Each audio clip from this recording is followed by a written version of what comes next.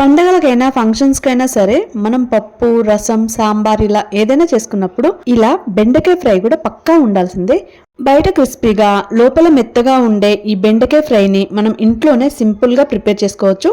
అది ఎలానో నేను వీడియోలో చూపిస్తాను. లేట్ చేయకుండా ఇప్పుడు ఆ బెండకాయ ఫ్రై ఎలా ప్రిపేర్ చేయాలో చూద్దామా.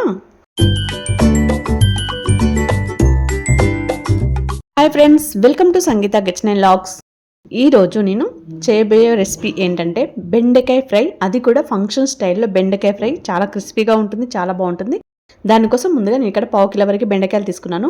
లేతగా ఉన్న బెండకాయలు తీసుకోండి. వాటిని కడిగి ఆరబెట్టి ఇలా చిన్న చిన్న ముక్కలుగా కట్ చేసుకోవాలి. తర్వాత స్టవ్ పై కడాయి పెట్టుకుని దానిలోకి డీప్ ఫ్రైకి సరిపడా ఆయిల్ వేసుకోండి. ఆయిల్ వేడైన తర్వాత మనం ముందుగా కట్ చేసి పెట్టుకుని బెండకాయ ముక్కల్ని వేసి ఫ్రై చేసుకోవాలి.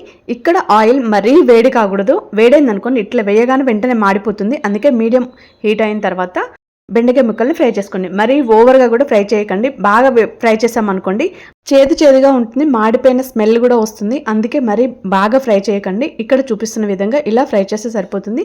ఇవి కూడా క్రిస్పీగానే ఉంటాయి, చాలా బాగుంటుంది. ఇలా మిగిలిన ముక్కలన్నిటిని కూడా ఫ్రై చేసేసుకోండి. ఇక్కడ వరకు వీడియో చూసారా? చూసినట్లయితే ఒక లైక్ చేయండి. ఈ వీడియో పైన ఒపీనియన్ కూడా కామెంట్ చేయండి. మీకు నచ్చినట్లయితే ఫస్ట్ టైం చూస్తే సబ్స్క్రైబ్ చేయండి. ఇక్కడ బెండకాయ పీసెస్ మొత్తం ఫ్రై చేసిన తర్వాత ఒక 1/2 కప్పు వరకు పల్లీలు వేసుకోండి. పల్లీలు కూడా ఇలా ఫ్రై అయిన తర్వాత వెల్లిపాయలండి ఒక 5-6 వరకు పొట్టుతోటే దంచి వాటిని కూడా ఫ్రై చేసుకోవాలి. అలాగే ఒక 10 వరకు పచ్చిమిర్చి చిన్న చిన్న పీసెస్గా కట్ చేసుకొని వాటిని కూడా ఫ్రై చేసుకోవాలి. కరివేపాకు అండి ఒక గుప్పెడు వరకు వేసుకుంటే బెటర్, చాలా బాగుంటుంది. కరివేపాకు కూడా హెల్త్కి చాలా మంచిది కదా, కంటికి కానీ హెయిర్కి కానీ. అందుకే కరివేపాకు కూడా ఎక్కువ వేసేసుకొని ఫ్రై చేసుకోండి. ఇవన్నీ ఫ్రై చేసిన తర్వాత వీటన్నిటిని ఒక బౌల్లో వేసేసుకొని 1 స్పూన్ వరకు కారం వేసుకోవాలి. 1 స్పూన్ వరకు ఉప్పు వేసుకోవాలి. ఉప్పు కారం వీటికి పట్టేలాగా మొత్తం కలిపేసుకోవాలి. అంతే అండి, చాలా సింపుల్ ప్రాసెస్. మనం బెండకాయ కట్ చేసి పెట్టుకున్నాం అనుకోండి ఇలా ఫటాఫట్ అయిపోతుంది. ఎక్కువ టైం కూడా తీసుకోదు.